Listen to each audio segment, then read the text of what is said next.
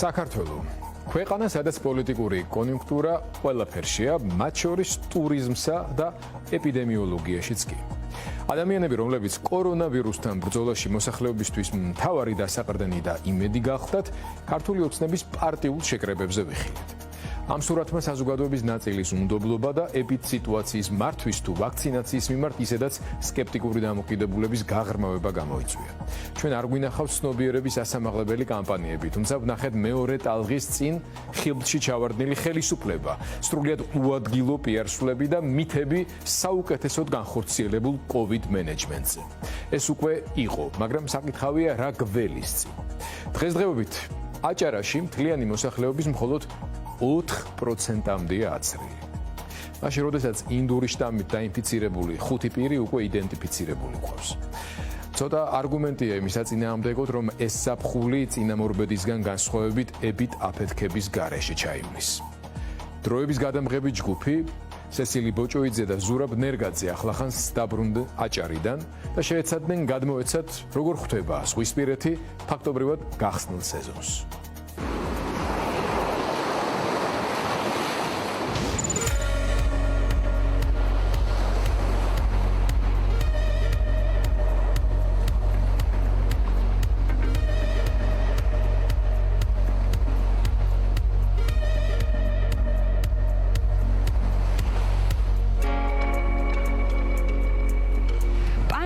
პირობებში დამდგარი მეორე ზაფხულის სეზონი აჭარაში ოფიციალურად 15 ივნისს გაიხსნება. თუმცა საკითხავია, რამდენად მზადაა რეგიონი სეზონის უსაფრთხოდ ჩასატარებლად. მაგრამ საინტერესოა, რა არის ის კრიტერიუმი, რითაც ეს მზაობა ფასდება, თანაც იმ რეგიონთან მიმართებით, რომელიც პანდემიის დროს ტურიზმის სფეროს შეჩერებით ყველაზე მეტად დაზარალდა. ტურიზმისთვის ძალიან მნიშვნელოვანი არის დღეს მსოფლიოში მიმდინარე ვაქცინაცია, რომელიც სამწუხაროდ დაიწყეთ 126 ქვეყანა ვიყავით, ვინც დაიწყო ვაქცინაცია და საშუალოდ დაწყების დღიდან თუ დავთვლით, ნახავთ რომ ვაკეთებთ 2000-ზე ცოტა მეტ ვაქცინაციას დღეში, მაშინ როდესაც ისევ ვთქვათ მათ მიერ დაწერილი გეგმის მიხედვით რომ მივყვეთ, მინიმუმ 15500 აცრა უნდა იყოს დღეში, რომ ეს გეგმა შევასრულოთ წლის ბოლომდე. ქვეყანაში ვაქცინაციის ტემპით თუ ვიმსჯელებთ, დაუდგენელია, რით ვართ მზად. პანდემიის მართვის კუთხით მიღებული გადაწყვეტილებები გაურკვეველია ახლაც და გაუგებარი იყო გიორგი გახარიეს პრემიერობის დროსაც. ვახსოვს ჩაკეტილი, შემდეგ გახსნილი ქვეყანა. სიმრავლე ბათუმის რესტორნებსა თუ ბარებში, რეგიონის პირველი მასშტაბური ღონისძიება დენდროლოგიურ პარკში და დიდი ეპიდაფეთქება აჭარაში. არათანმიმდევრულმა მიდგომებმა კი ნახევრად ჩავარდნილი სეზონიდან COVID-19-ის მასშტაბურ გავრცელებამდე მიგვიყვანა. არც მაქსიმალურმა გახსნამ და არც მაქსიმალურმა დაკეტვამ არ იმუშავა.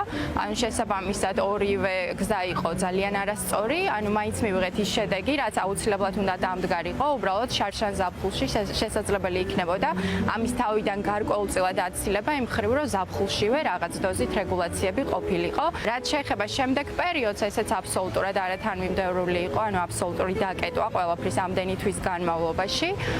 განსაკუთრებით კომენდანტის საათი, რომელიც უკვე ნახევარ წელზე მეტი არსებობს და არანაირი მოქნილი პოლიტიკა არ არსებობს იმასთან მიმართებაში, თუ როდის იცვლება რეგულაციების სიმძიმის ხარისხი. ამიტომ თვითონ სექტორმა ამ მხრივ ძალიან დიდი დარტყმა მიიღო იმ კუთხით, რომ არანაირი ინფორმაცია არ გქონდა წინასწარ, როდის რა შეზღუდვა დაწესდებოდა და როდის მოიხსნებოდა.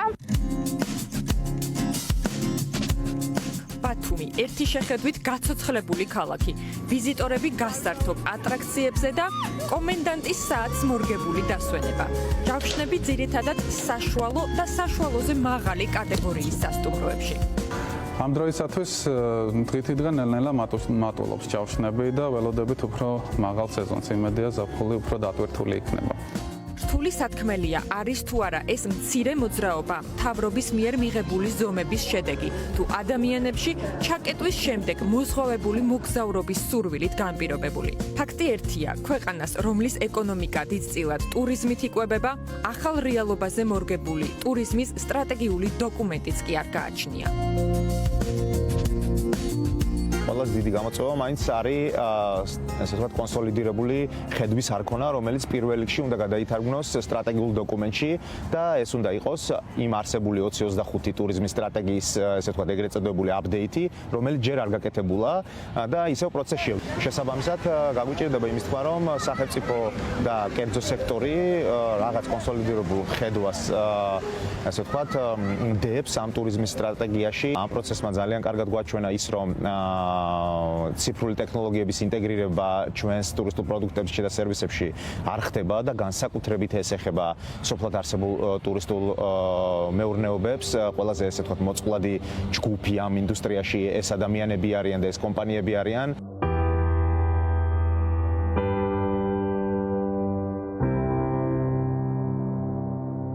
ადამიანები კი, რომლებსაც დახმარება ყველაზე მეტად სჭირდებათ, ბათუმს გარეთ ცხოვრობენ. წლიდან წლამდე მათი შემოსავლის ძირითადი წყარო საოჯახო ტიპის სასტუმროებში ოთახების გაქირავებაა.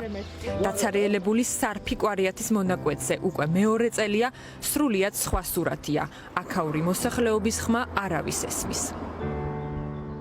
ჯერ არანაირი ჯავშნები არ შემოსულა, არც ტურისტი არ ყოფილა წინა წლებთან შედარებით თითო როლი მაინც შემოდიოდა საწყისის ეტაპისთვის, მაგრამ უბრალოდ ჩვენ გვაქვს მხოლოდ სამზადისი და არავინ არც ჯავშნები შემოდის და არც ხალხი შემოსულა ჯერჯერობით.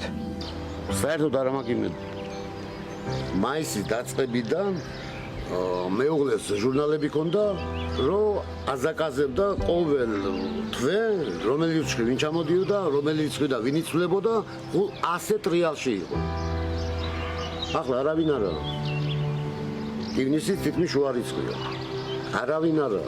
მიუხედავად იმისა, გვაქვს პატარა ოჯახი, გვყავს შვილები, ვზრდით და დაკავებული ვარ ჩვენი ბიზნესით, მაგრამ ახლა უკვე ვფიქრობთ, ან საზღვარგარეთ უნდა წავიდეთ და ან რაღაცა სხვა ალტერნატივა მოვძებნოთ, იმიტომ საბანკო ვალდებულებებს ვერ ვფარავთ. აი, ესეც ბანკითაა, ყველა ბანკით იყო ხალხი აწყობილი, იმედი გქონდა.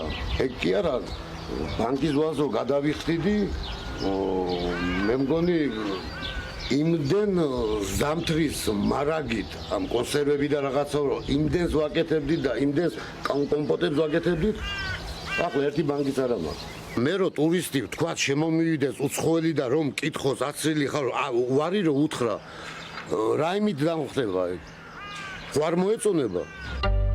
დაპირება, რომ ტურისტულ სექტორში დასაქმებულების ორგანიზებულად აცრა მალე დაიწყებოდა, ჯერ კიდევ მაისის დასაწყისში მივიღეთ, თუმცა ჩემი რესპონდენტების უმრავლესობას ვაქცინა თვალითაც არ უნახავს და არც ტურიზმის ეროვნული ადმინისტრაციის ვებგვერდზე დაგვიანებით შექმნილი რეგისტრაციის ფორმაზე სმენია. დაგვიანებული ნაბიჯები და გაუაზრებელი რეგულაციები არსებულ ვითარებას კიდევ უფრო ამძიმებს.